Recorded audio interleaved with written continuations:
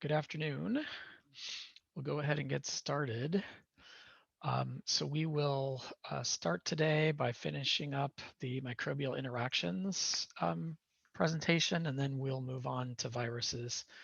I'm not sure that we'll finish that, but we may finish that early next week.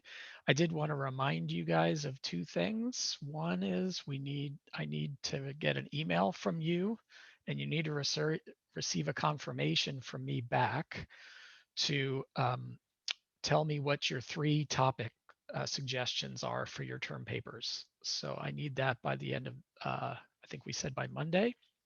So please do submit those. And also be aware that I believe a week from today, we have our last of the 3 paper summaries. Discussions and the paper summaries will be due. So please plan accordingly.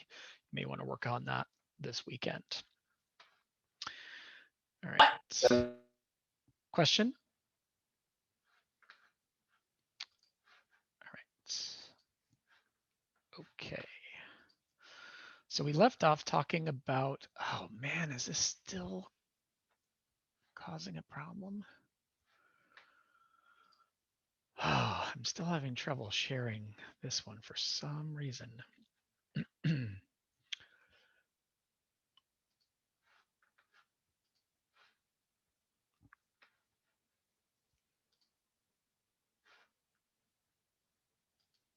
Okay, so we're just going to have to leave it like this. You guys are seeing the slide?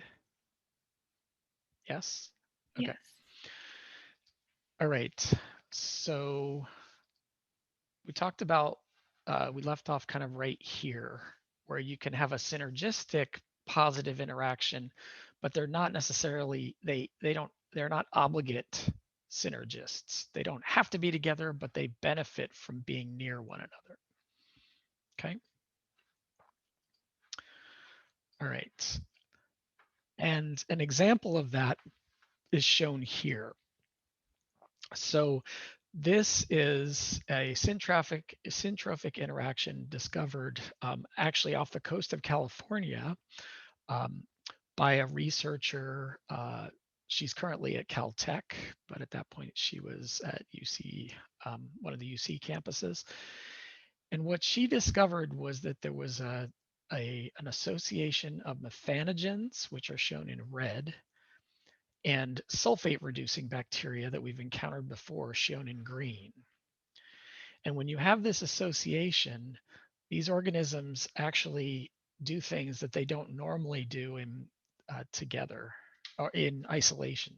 So they can live on their own, but for example, the methanogen can act as a normal methanogen producing methane, but when they live with the sulfate reducer, they actually turn the reaction backwards and perform so-called reverse methanogenesis, oxidizing methane to hydrogen and CO2.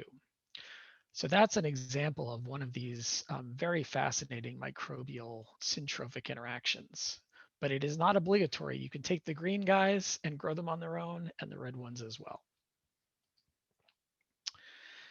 There's actually a few of these examples. Another one is called chlorochromatium, which is a green sulfur photosynthetic organism and a sulfate reducer. So what you can see is that methanogens and sulfate reducers tend to be common in these kinds of syntrophic, often found in anaerobic environments, which is kind of interesting. So from there, we move on to obligatory mutualistic interactions where they have to live together, right? And so where it's positive, we would call it symbiosis, right? So it's going to be positive for both organisms. And a classic example of this would be lichens, right? So a lichen has 2 components. It has an algal component called the phycobiont, which typically is a primary producer, so they fix CO2. In some cases, they are able to fix nitrogen. This is typically for cyanobacterial phycobionts, although there are lichens that have eukaryotic algae as well. And then the other component of this symbiosis is the fungus or the mycobiont. And so they get their carbon from their phototrophic partner, the alga, and they provide nutrients and often the bulk of the biomass, so they're providing protection. So you can see that here. So here you have the phycobionts in green on the outside, and then all of these hyphae are from the mycobiont. So a good portion of the lichen structurally is made up of the fungus, but the alga, of course, is on the outside because it needs the light to do photosynthesis. This is just one example, though. There are many symbiotic associations of varying levels of sort of taxonomic connection. For example, protists often will have algae as symbionts. So there's an algae that is taken up by the protist Hatina, which then can help feed, autotrophically feed the protist. We're going to talk a lot about symbioses with animals and plants over the next couple of lectures. So a classic example of this would be methanogens that live inside the rumen of things like cows, and they're actually obligatory to some degree. They live inside a protist, inside the cow. So this is a 3-level symbiosis, okay? And then, of course, sort of the classic one that you all have learned about in some general bio course or another is the endosymbiotic theory of organellar evolution, right? So I hope you are all have been fully made aware of the fact that every mitochondrion inside you came from a bacterial ancestor, in that case, a proteobacterium. And then, of course, all of the algae and green plants that have chloroplasts got those chloroplasts from a cyanobacteria-like ancestor. So those mutualisms have been so ingrained that we consider them one organism now, right? So we don't think of ourselves as being separate from our mitochondria. And so that's one of the reasons we call it an endosymbiosis. They've been taken in fully. We're going to see a number of other endosymbiotic associations, though, particularly with relation to plants and animals over the next couple of lectures, though. So they can be just with microbes, or they can then go up to include other eukaryotes. Of course, negative interactions, we've already covered this one ad nauseum. You probably are tired of me telling you the competition is bad for both organisms, right? But we also have different kinds of negative. So we've talked about the production of inhibitory compounds. What would be an example of that? What's an example of an inhibitory compound produced by microbes? Antibiotics. Exactly. So antimicrobials, which would generally include antibiotics, as well as bactericidal compounds, they can impact other species, or they can actually impact similar sort of congeners or close relatives. And that's reducing competition in many cases. So oftentimes it's going to be positive in the sense it reduces competition. So that's good for one, and it's bad for the one that's being killed, of course. So these are often chemically mediated, okay? And they often lead to resistance. And of course, we care very deeply about this because resistance to antibiotics that are used in human health treatments is a huge problem, right? I hope you're all aware that we're overusing antibiotics in agriculture as well as in, human personal health. You should always take your full course of antibiotics, right? And you shouldn't throw antibiotics down the drain. Okay, you should dispose of them properly because in the environment, this can lead to enhanced resistance that evolves. Now, I will say, though, that antibiotic resistance precedes humans, right? As long as there's been an antibiotic produced by a microbe, there's been resistance that evolved in those it was targeting. And so these evolved millions, if not billions of years ago as ways for microbes to try to reduce competition. And so they're very commonly found in soil organisms, whereas you know diversity and competition is very great. Other aspects, though, could be a pH change, like the production of short-chain fatty acids, which are common byproducts of fermentations, are going to lower pH. Or in some cases, sort of the classic for this would be for in the stomach, urease activity with Helicobacter producing ammonia around its cells so that it can tolerate living in the lining of the stomach. So it's surrounded by a little bubble of neutral pH instead of the pH 2. So these kinds of pH changes can also occur in microbe interactions, not just with humans involved. So Robin, I see you have a question. Do microbes use biofilm and antibiotics in tandem? So the interaction between antibiotics and biofilms is really fascinating. It's actually really scary because biofilms are resistant to antibiotics. So for example, if we take systemic, oral antibiotics, they often work quite well if you have an infection that is, well, for want of a better word, let's call it planktonic, right? But if the microbes are in a biofilm, it will often have great difficulty wiping out all of the organisms in that biofilm. And so the delicate interplay there in terms of the growth in biofilms probably partially evolved as a response to antibiotics. But of course, if you do produce antibiotics in the biofilm, then that could have localized effects as well.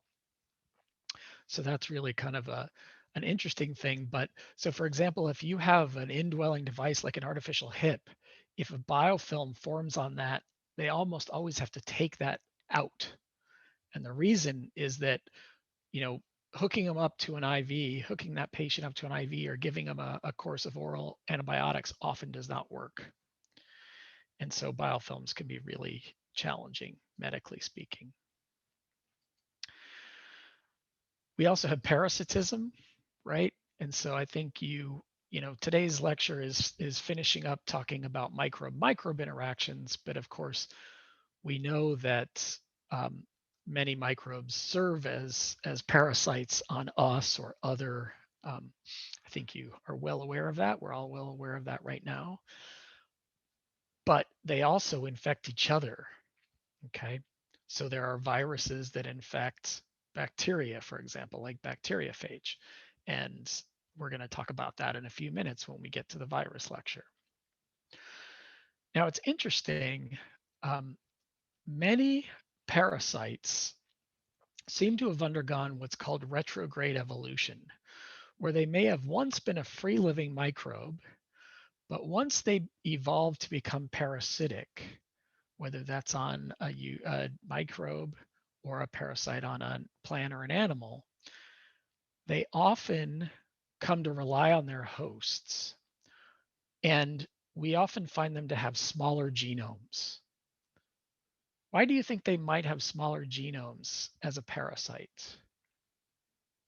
Any ideas?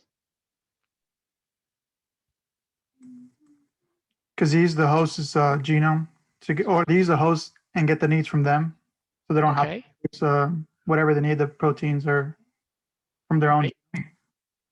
And that definitely happens, Daniel. And there's another benefit to having the genome of the parasite be smaller. What might that be? Does anybody know what that is? Is that because they're more stable, and as compared to the long ones, and there are more mutations in the small ones? So that leads to genetic. I don't know that there would be more mutations in a smaller genome, but there is an evolutionary advantage of having a smaller genome. Does anybody know what that would be? Think of it in terms of growth rates or replication rates. They can multiply much faster?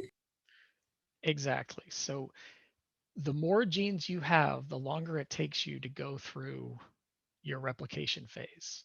And of course, you have to replicate your genome every time before you can go through cell division. So there's an advantage of having a small genome in terms of that replication rate. Of course, the disadvantage is if you don't have all the genes you need, that's going to be a problem.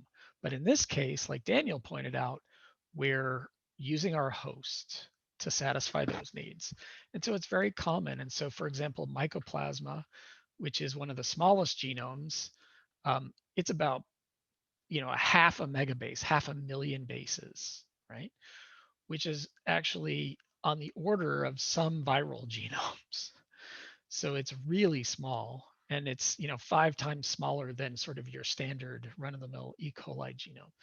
And there's any number of other bacterial genomes that are over 10 megabases. So this is really small. It can be a genomic reduction. It can also be a cell structural reduction. So for example, chlamydia no longer have cell walls, and they're not free living, right? And of course, we hear chlamydia, and the first thing we think of is STDs and oh my, right? These are transferred in people. But we are just the most recent source of parasites or host for parasites in the chlamydia group. Turns out that chlamydia are rampant all over the natural world, and they often infect things like amoebae out in like aquatic habitats and things like that. So if you open up an amoeba, you often find chlamydia inside there. So they have probably been evolving this sort of retrograde evolution, losing cell walls. Now, of course, that means that they have to be transmitted directly.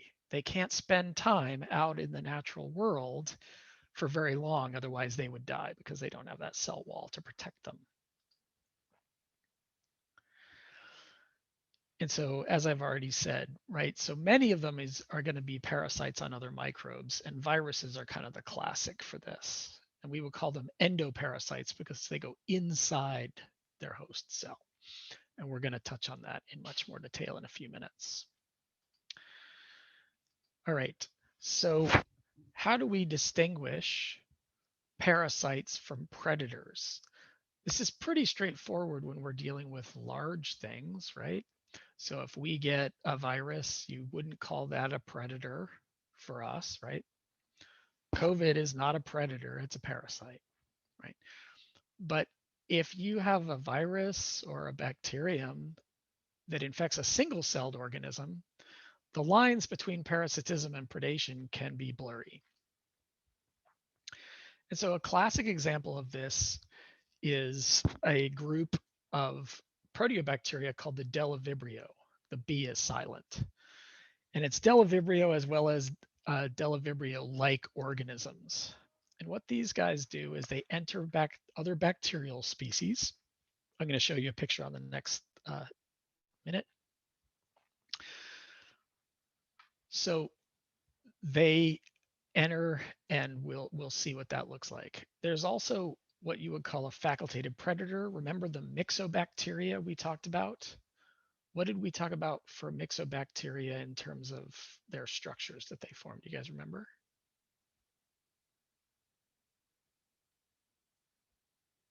They have variable structures, so they can go like into a slug or like that's quote unquote like spore type of form. Right, so that fruiting body structure, right? And they Yeah. form those myxospores, exactly. But these are, so these guys are facultated predators. We talked about, remember, that they release enzymes and lyse their host, right? Or not their host, but their prey. There's also bacteria that can be found inside algae and protists. So for example, Legionella, who knows where Legionella is often contracted when people get it? Does anybody know? Who's taken pathogenesis? Water. Yeah, thanks, Angel. Right, so oftentimes in like water coolers and like refrigeration systems and things like this, they can get infected. And that was the classic, like the Legionnaires Club got infected this way. That's why we call it Legionella. So these organisms actually are often not found free living, but often found inside algae or protists living in those aquatic habitats.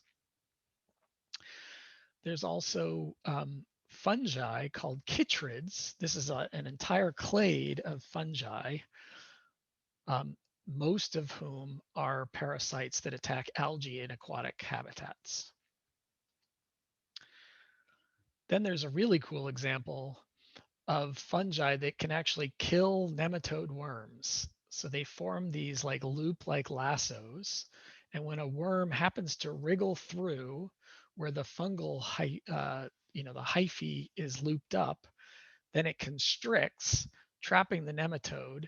And then eventually the nematode dies and the lasso fungus slowly degrades and decomposes the dead nematode. Then we have a lot of things we've already alluded to where you have more, they're kind of more similar to traditional predation, right? So a ciliate that engulfs bacterial cells or algal cells. Flagellates, we've already mentioned them, especially like those nanoflagellates we talked about in the marine microbial loop playing such a big role. Or amoeboid protists that go around, with the pseudopods and all those things you learned about in middle school science that was so cool to look at under the microscope, engulfing other organisms. I think we would all agree those are probably predators. I would say that's more of a predation than a parasitism. But sometimes these lines kind of blur. And so where is really blurry to me is this Delavibrio. So these Delavibrio are motile, flagellated, free-living bacteria. But what they do is they find a host, like seen here, right? So they attach to the host and enter not the cell, but they enter the periplasm, right? So between the double membrane of gram-negative bacteria, okay? And so they end up growing and parasitizing their host, or are they preying upon their host, right? This is where it's kind of blurry. And so what you can see is they enter, they grow, they divide and replicate, and all the while they're basically eating the host cytoplasm and condensing that down and bleeding it dry, so to speak, sucking out all the good juices, and then releasing new flagellated cells. And so you can see here, this is a fluorescent image that shows a single rod-shaped Delavibrio inside the doomed host. So do you call this a predator? Do you call it a parasite? I'll let you guys decide. Incidentally, we call this a deloplast once they've been infected like this. You get these structural changes. All right, so let's have our first poll question of the day. If I can get this to work. All right, so which of the following would be evidence of a pathogenic microbe? A, large genome size. B, possession of a complete set of metabolic genes like our old friend D. sulfurudis odoxviator. C, lack of cell walls. D, both B and C, or E, all of the above. Which one would be a pathogen?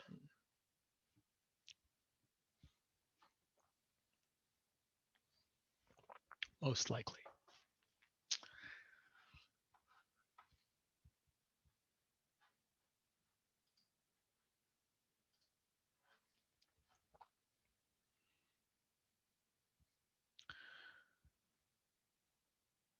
All right, is that everybody? Go ahead and log your answer, please. All right.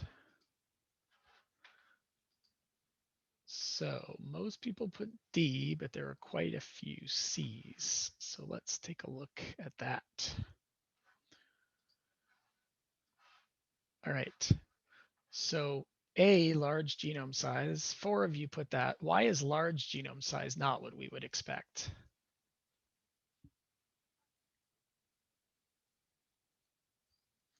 Why is A incorrect?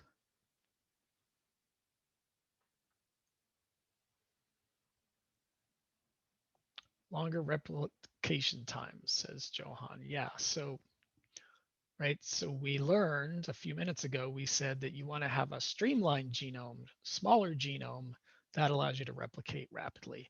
And you don't have to have all those genes that your host is providing those nutrients or resources for. All right. Now, B, would you want to have a complete or need to have a complete set of metabolic genes if you're a pathogen or a parasite? Why not? Victor, I see you shaking your heads. Why don't you need those genes? It kind of goes into like with a large genome size, like you don't need to make all those proteins or, need that. You don't have a need for the metabolic pathway if you're using your host. Right, exactly. So the best answer was C, lack of a cell wall. And what was the example organism that didn't have a cell wall? Chlamydia. Yeah. Okay. Is everybody on board with that now? Okay. So if you have a negative thing out there, then resistance is going to evolve to that. And so it's pretty much natural, right? Natural selection, in fact, ensures that resistance or extinction will be the end result of this interplay of parasites, predators, things like that, right? Because if you can evolve some sense of resistance or refuge from it, you'll probably be driven at least locally extinct. So this may be resistance to infection. And, we know if you take immunology, you learn all about human resistance, right? Or mammalian resistance, very complicated, highly evolved, really good stuff. But microbes also evolve resistance. And bacteria have evolved a system called CRISPR. And we're going to touch on that in a few minutes if we get to that far in the virus lecture as well. Antibiotic resistance, we already mentioned. This naturally occurs, right? And so the way this is going to occur is if antibiotics are in the environment and it kills susceptible bacteria, for example. But if you have a mutant in that population through, random mutations, if that mutation causes the resistance to that antibiotic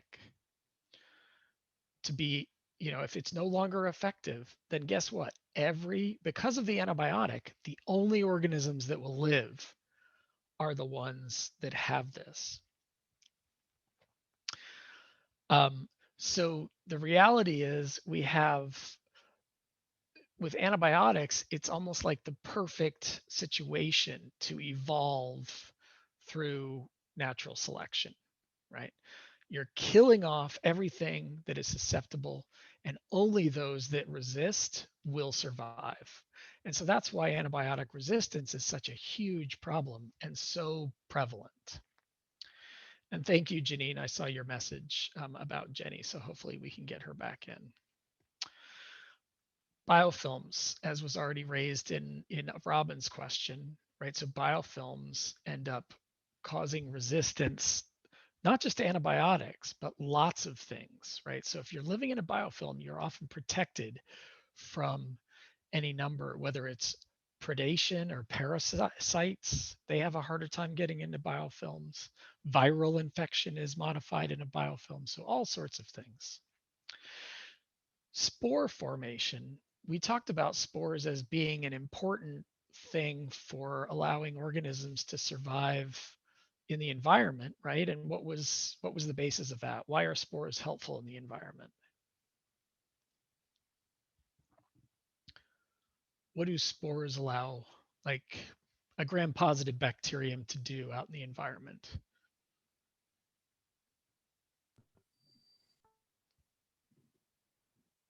Tolerate conditions, It allows them to tolerate conditions. or harsh condition. And specifically, it's going to be induced under low nutrient conditions, right? And so that's definitely, probably how that evolved. But it turns out that spores are also resistant to parasitism and predation. And the reason is that they're not actively growing. So you're not replicating. So like a viral attack isn't going to work. It has a very tough spore coat. It's hard to get inside. And nobody really wants to eat spores because they're not full of all sorts of tasty, yummy goodies, right? They're basically just the essential bare bones. Yeah, there's a genome in there, but it's really hard to get in there and digest. So spores may not have evolved for this reason, but they do play an important role in protection against parasitism and predation. And then, environmental variability or patchiness is going to be huge. And this is exemplified with the fact that if I take a flask of E. coli and I drop a Delavibrio cell or 10 in there, they are going to wipe out that entire flask of E. coli within a matter of days. Okay. But demonstrating Delavibrio parasitism or predation in, say, a soil or an aquatic habitat is really hard to do and rare. Why? Because Delavibrio out in the environment have to find their prey. So all of those environmental variability things we've talked about at various points this semester will allow refuge against this, enabling microbes to survive in the face of parasitism or predation. Does that make sense? All right, so that is it for that. Any questions about the microbe interactions lecture? All right, so we're going to just keep this rolling because essentially the next lecture is kind of a specialized example that we've already introduced today a little bit. So some things I've already even said. And so today we're going to talk about viruses, right? Now there is an entire course on virology taught by Dr. Ramirez, as well as I think we have some part-time lecturers teaching. It's so popular, right? How many of you guys, just by a show of like thumbs up, have taken virology? Okay, I see 1, 2, 3. All right, so a handful of you guys have taken it.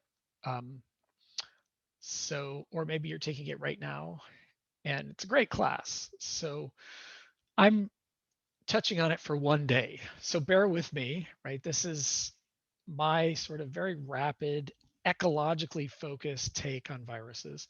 But I feel like it's important to have, particularly for our non-micro majors in the class, many of whom have not likely taken it, but I know not all micro majors are able to fit virology in your schedule as well. So I do touch on it. And so we need to define our terms, right? So when I say virus, what does that mean to you guys? Obviously, we have been talking about nothing else for the last 12 months than viruses, right? But what does it mean to you when I say, what's a virus? What are we talking about? Somebody want to volunteer what comes in your head? I think it says an infectious particle or agent. Okay, that was a nice, very sciencey term. Thank you, Johan. It's a virion if it's not in a host cell and it requires a host cell in order to replicate. Okay, so we had multiple things there. So it requires the host cell. And Angel in the chat says it's an obligatory intracellular parasite. Yes. Okay. And when we call it something different when it's not in the cell, right? So we call it a virion particle. Okay. All right. Alessandra, you said, I think about not being able to treat it with antibiotics, which is a really good point, right? So many times people will say, I've got a cold, give me antibiotics, doc.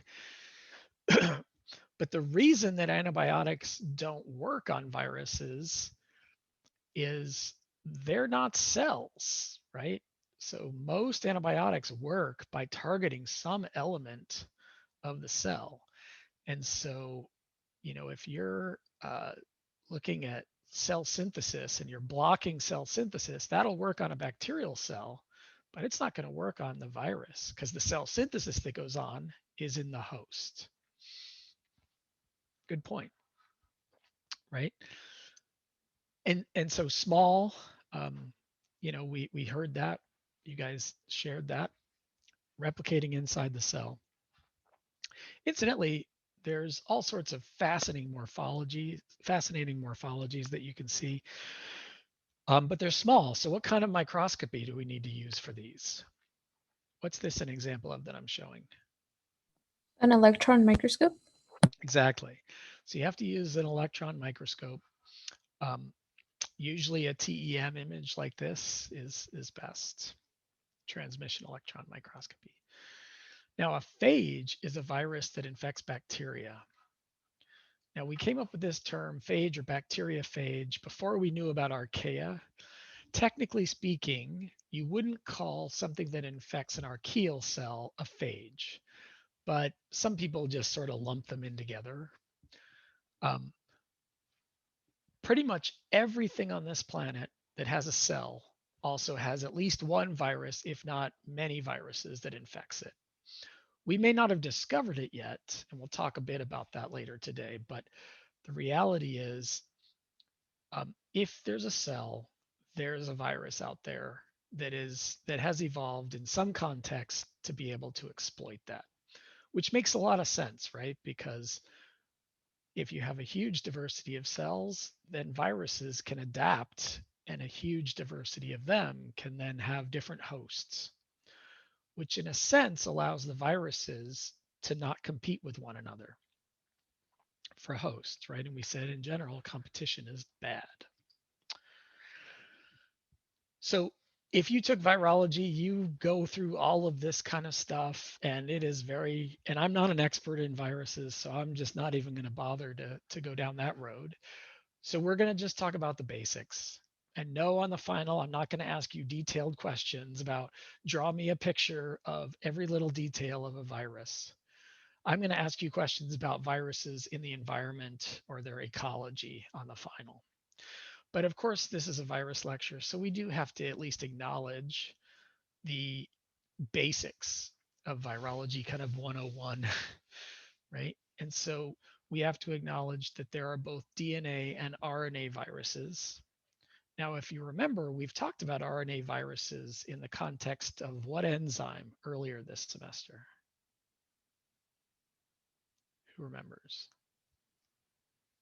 RT? Yeah, so reverse transcriptase, right?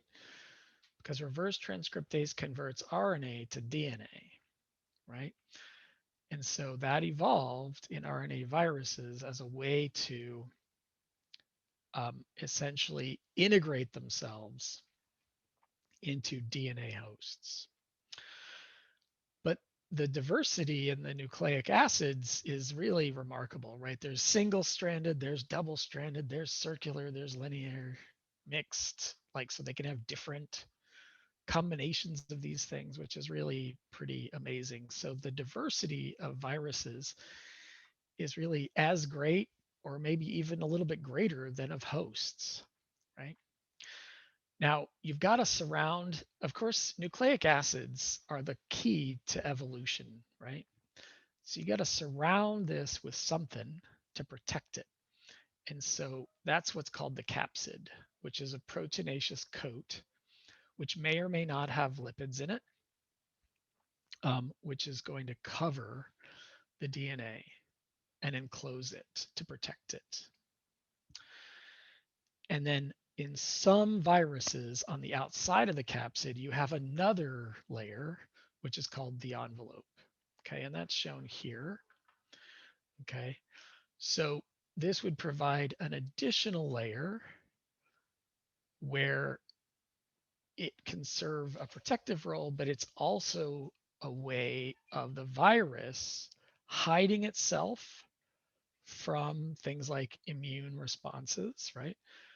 Or decorating itself in terms of being like kind of able to interact with hosts in order to infect them. Okay, so not all viruses have envelopes, but they all have DNA or RNA, and capsid coats. Okay. And the structural variety here is really amazing, right? I'm sure we've all seen kind of the classic sort of head-tail phage like you see here. Very common in E. coli phage. Incidentally, a lot of what we know about virus, of course, are viruses that infect humans, but also viruses that infect E. coli. Since E. coli is the model bacterium, model organism, then much of what we know about virus bacterial interactions comes from E. coli. But as I said, they're by far not the only ones infected by viruses. So we said viruses are often small, right? And so this is just a classic, diagram from a textbook showing the size of different things, right? So here's a red blood cell, here's a bacterial cell like an E. coli, and then the virus, of course, is much smaller. And we have really tiny viruses and bigger ones. This virus is a little bit larger, right? The smallpox. Okay. Genomes are much smaller, right? We said mycoplasma was about 500,000 bases or megabases, and most viral genomes are on the order of a couple, maybe 100 to 200 kilobases or 1,000 bases, right? So an order of magnitude smaller. So this has really taken this retrograde evolution to the next level, right? But think about it, viruses have very little of their own genome. They rely on their host for almost everything. So I've pretty much given that one away. But here's the kicker. Not all viruses are really tiny. And we didn't know about this for a very long time. But about, gosh, maybe 20, I guess maybe closer to 30 years ago now, we discovered the Mimi virus. So this Mimi virus was first identified in a gram stain, and they thought it was a gram-positive bacterium. And if you look at the size of Mimi virus, it has a funky shape, right? It's kind of triangular. It's not really circular, not really rod-shaped. But if you notice, it's about the same size as mycoplasma, right? In fact, a little bit bigger. And remember we said that mycoplasma can have really small genomes, right? And look at Mimi virus. Its genome is on the order of 1 million base pairs, right? Or a megabase. So these large viruses actually are very different than what we first get taught about in terms of, oh, all viruses are tiny. And we don't really know the extent.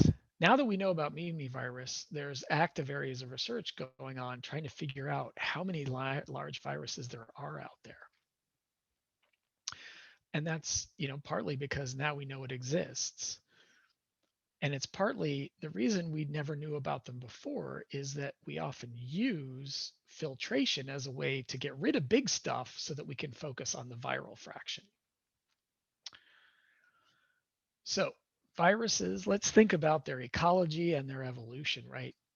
So we talked about retrograde evolution. So it's thought that they were once free-living cellular life, but that there's been a drastic reduction of their genome size, and this occurred in tandem with their, dependency, their parasitism of a host. And so one idea though, so giant viruses kind of throw a monkey wrench in this, right? So one idea was maybe, well, giant viruses might be in the middle of this process, right? They may be going from being a free living organism. And I will say that it's thought that viruses have evolved more than once. So in terms of the evolution of what we now think of as our 3 domains of archaea, bacteria, and eukaryotes, we all came from some sort of last universal common ancestor, or LUCA, right? That's probably not the case with viruses. It's probably one of the ways that there can be such diversity, like in the genomes of RNA viruses and DNA viruses, et cetera, is that there have probably been multiple origins of these different viruses from some sort of free living ancestor. So one of the ideas initially was, well, maybe these giant viruses are just shrinking, but they haven't done that yet.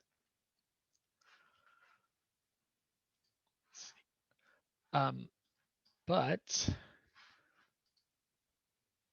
then a paper came out a few years ago in Science, which actually provided evidence that the large viruses were once small viruses.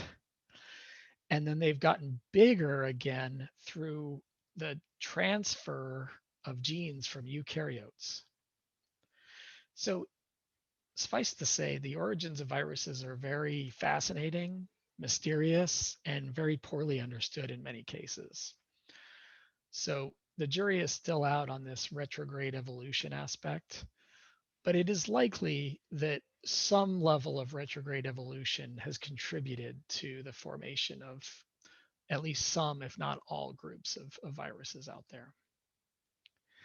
And so this is a tree from a paper that was studying some of these large viruses.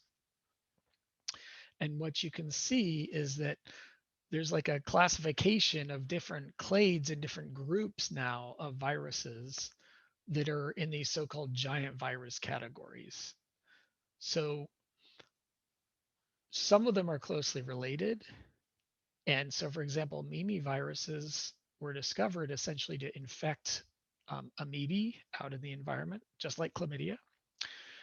But there's large viruses that infect other microbes as well. So it's really kind of interesting, like bacteria, etc.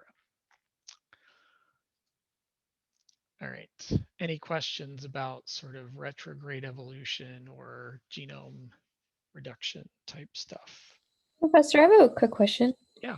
How do they do these genetic studies on viruses? Is it the same like bacteria, or are there more steps involved? It'd pretty much be the same. So you'd have to purify the virus, right? Now you can do environmental metagenomics with viruses, just like we can with bacteria and archaea, right? So the virome as opposed to the microbiome. But if you're like studying something like this Mimi virus, what they did is they purified the Mimi virus.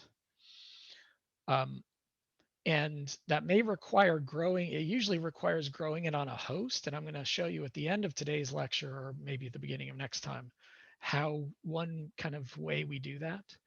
But if you grow up large amounts then of the virus and purify it, then what you can do is extract the genome, right? Extract the nucleic acids, whether it's DNA or RNA. And you can then send it for sequencing via Sanger sequencing, or you could do Illumina sequencing. If you want to sequence entire genomes, usually it would be through like Illumina at this point. Now, one interesting thing about viruses, there's no 16S ribosomal RNA gene equivalent. There's no universal gene that all viruses have. And that's another indicator that there's not a last universal common ancestor of viruses, and that they've evolved multiple times. So there's genes that are found among all groups, like within a group of viruses, but that gene that's found in all of them may not be found in another group. So making the tree of viruses that I'll show you in a few minutes is challenging. Does that answer your question? Yes, thank you. All right. Any other questions? All right. So in terms of infectivity range, right? This is kind of what I was getting at earlier. Everybody's got a virus, right? So some people will use the term archaephage to describe viruses that infect archaea. Others just call them archaeal viruses. But all three domains of life and essentially everything out there. Now, in the same manner that we have not described the vast majority of bacterial and archaeal species, we really haven't described most of their viruses, right? So if you think about it, if every bacterial and archaeal species, which are going to number in the, if not at least hundreds of millions, if not billions of species, right? So if we add all those up, if they all have at least one virus, that's a lot of viruses, right? But we've only described in the thousands. So it's really just the tip of the iceberg. And of course, as you can imagine, the vast majority of these 5,500 viruses that have been isolated are infecting what, do you think?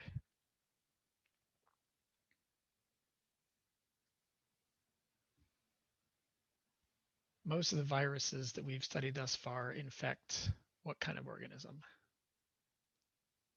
do you think? What did I say earlier? Bacteria? Well, most of them probably infect us, Jose, actually, right? So the vast majority of the ones that we care about and that NIH funds, right, in human health are going to be human viruses or animal viruses or plant viruses of agriculturally relevant plants, right? But for the bacterial ones, then they're mostly going to be infecting what kind of bacterium? What species? E. coli? Yeah, exactly. So there's major bias is what I'm trying to get you guys to understand here. So environmental virology is very poorly understood, but there are some really key labs. And in fact, one of them is right down the road at San Diego State. Professor Forrest Rauer is like one of the world's greatest experts, and he pioneered some of the field of virus diversity. So I just want to give you kind of a view looking at viruses. And sometimes you can't really tell based on the morphology. Remember we said this about bacteria too, right? There's a lot of things that are short rods or coccoid shapes, right? And they may not be close relatives.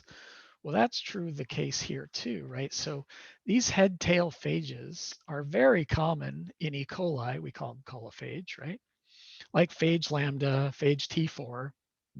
You learn about those like the first week of virology. But, and of course, we've also exploited them. You learn about them with Dr. Banuet or Dr. Bruslin in genetics class, right? Because we've exploited them for, genetic studies and things like that. But if we look over here, these are cyanobacterial viruses that are pretty much indistinguishable, right? So you can't use morphology as a guide. But traditionally speaking, that's how viruses have been classified, right? All right, and we'll come back and talk about classification next time. Let's see, because I don't know that we'll get there, because we're going to have a breakout here in a second. All right, so in terms of virus life cycle, we already heard, I can't remember who said, maybe it was you, Daniel, that said that it's a virion particle, right? So it's an inert particle out in the environment, just kind of floating along, hoping to find a host, right? They don't have flagella, they just are there. They get expelled from their host and they either float in the water or they sit there in the soil or wherever they are. And they're waiting for a potential host to come along and interact with the virion particle. And then, of course, there's all this sort of biochemical interactions that go on at the surface of the virion, recognizing its host, et cetera. So that's the extracellular stage. And then where the action is, which may take long times, right? These guys may be just like a spore. The virions may be out in the environment for days, weeks, months, years, decades, centuries, right? One of the things that we're afraid of actually with climate change is the release of spores as well as virions that may be hundreds of thousands of years old millions of years old that might end up infecting us in ways that hasn't happened in that long of a time, which can be really scary to think about, that have been like trapped in permafrost or whatever in Siberia or something like that, right? So there are definitely examples of really old viruses out there, just like there's examples of old bacteria and archaea. But most of what we know about viruses comes when they're in their host and they're reproducing, right? So as I mentioned, they can't really move themselves, so they disperse through diffusion. And we classify them into a few different types. And all I'm going to have time to really go over with you this semester are lytic and lysogenic. These other categories are not as common and not as well understood. And they may in fact be just variants on these first two. So we will go over these probably next time. But just so that you're aware, there are 4 types of viral cycles that have been identified, maybe even more. It kind of depends on who's defining them. All right, so for the rest of today, what I'd like us to do is have a brief breakout session, then I'd like us to come back together. So I'll set up the breakouts, and then what I want you to do is basically, as a group, decide whether you think viruses are alive or are they not alive. So that means you have to be thinking about what is the definition of life, right? And so come up with at least 2 arguments that support whether you think they're alive or they're dead, and then we're going to come back and share that. Is that clear? All right, so we'll do our breakout rooms. And look for, all right. Just a second. All right, so go ahead and come up with what you agree collectively, come up with an answer, and then come up with 2 supporting evidences, and then we'll come back and share them in a few minutes. All right, you should be able to see the message now.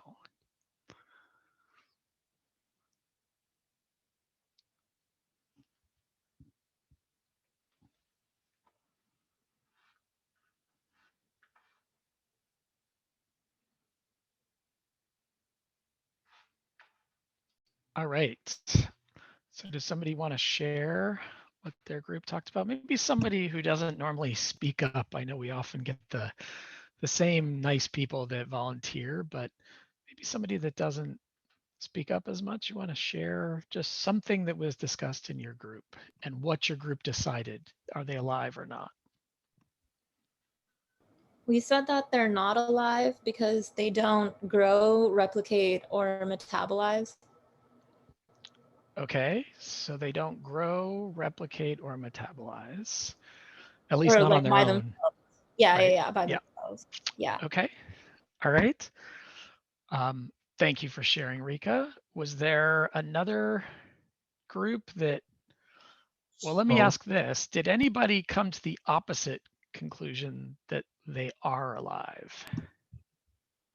We stated something like when it's outside the cell, as we said, it's a virion, it's not a living thing, but when it enters, it becomes a virally infected cell. Would that be considered a living thing?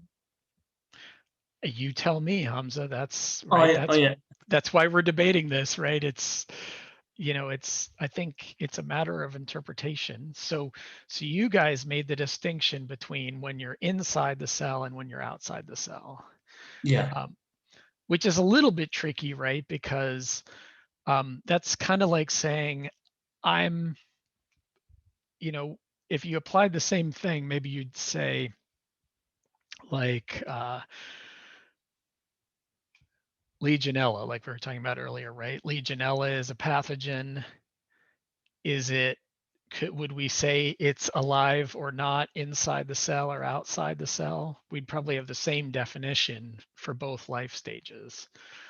So if we can apply a different definition for different life stages, then And incidentally, having different life stages is kind of a sign of life, right? Like there's not too many things out there that change so dramatically if they're not alive, right?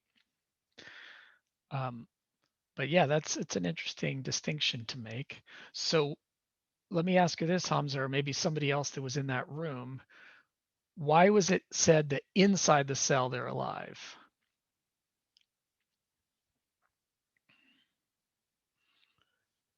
What's going on in there that kind of changed your mind? It can replicate by using the. Okay. And so I guess in contrast with Rika's group, where they said because they can't replicate on their own, we're going to say not alive. But, you know, did anybody say you have to replicate yourself? Maybe using somebody else, right? I mean, in some ways, parasites are getting a lot from their host. So where do you draw the line, right? That's an interesting question. All right, other groups, were there other things that were discussed? Maybe share what your group said, alive or not, and if there was something else.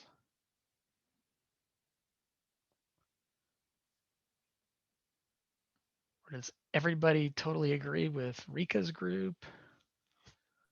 Yeah, pretty much. She covered everything. Okay. So your group was the not alive camp. Okay. And this kind of gets back to something that, you know, I do when I teach general biology to 11 here on campus, which has been a lot of years since I've done that. But when I do, I often have a lecture where we talk about what does it mean to be alive? And, you know, it's an interesting question, right? So, and if a virus was once alive when it was free living and it's still replicating, just not on its own, are viruses evolving still? That's a related question, but it's a different one. What do you guys think? Even if they're not alive, could we say that they're still evolving? Yes, I assume. Okay. And what would be the evidence for the fact that they're still alive and evolving, or that they're evolving, not alive? So some viruses have segmented genome, like influenza virus. So there's a lot of genetic recombination going on, and evolution does come from genetic recombination over the period of time, I feel. Okay, so recombination as well as just simple replication, mutation type stuff goes on, right? So I think we would definitely say that they're still evolving, right? Because if the genome changes, then that's going to change those proteins, those other elements. And if we, you know, we pretty much universally use a genetic definition, we said with microbes, of like trying to define who they are. So if the DNA or RNA sequence is changing over time, then we would say they're definitely evolving. But since replication requires the host, how that evolution is occurring is really, and the recombination does too, right? So it's tricky, interesting stuff. Was there anything else that any of the other groups talked about that anybody wants to share?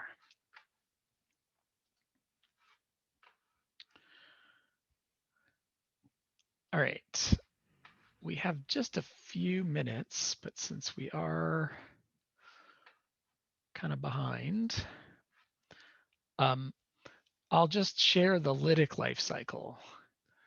I would hope all of you, even non-micro majors, have probably seen something like this before in a biology class, but just to be reminded, right? So virus particles. So we said this would be called the, this would be called the virion, right? Okay.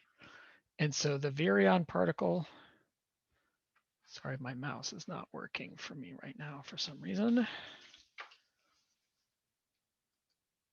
All right, that's not what I want. Okay, I don't know why the mouse isn't showing up, but so if you look in the upper left there, this is a DNA virus. There's going to be a lot of communication between the proteins on the surface of the virion and proteins on the surface of the host cell in recognition. And if they are matched up, then they can attach, or as is referred to, adsorb, right? And so then they leave behind their virion coat and basically just inject their genome, right? Because if you're going to use your host for everything, the genome is where it's at, right? And so they inject that in some fashion, varies across different groups. And then what you have to do is trick your host into copying your DNA, right? This is a DNA virus, or you have to convert it from RNA to DNA and then trick your host to copy it. And that's pretty straightforward. Is everybody right? I mean, you basically just be kind of going along for the ride with the bacterial host. In this case, let's say it's a bacterium. As they copy, essentially, you're going to make copies of the viral genome, translate for replication, but you also need to translate all of those proteins, right? So if you're going to make new virion particles, you basically need to have transcription and translation of all of those viral genome genes so that you can assemble the new virions, and then they lyse their host, right? So this is glossing over a lot of detail, but for the purposes of this class, this is all you really need to know. And so then what happens is a viral burst where you release large amounts of the virus. So you may have only had one virus particle get in, but you're going to end up with thousands to hundreds of thousands or millions of virion particles that leave each host cell. At least if you have like usually you're infecting multiple host cells at the same time. So you measure the burst of that. And so that's often in lots of cells, lots of hosts, lots of virus particles. And then those virions have to go find a new host. And in this case, the host dies. Next time we will pick up with the lysogenic life cycle, which is defined by having both kind of a lytic phase as well as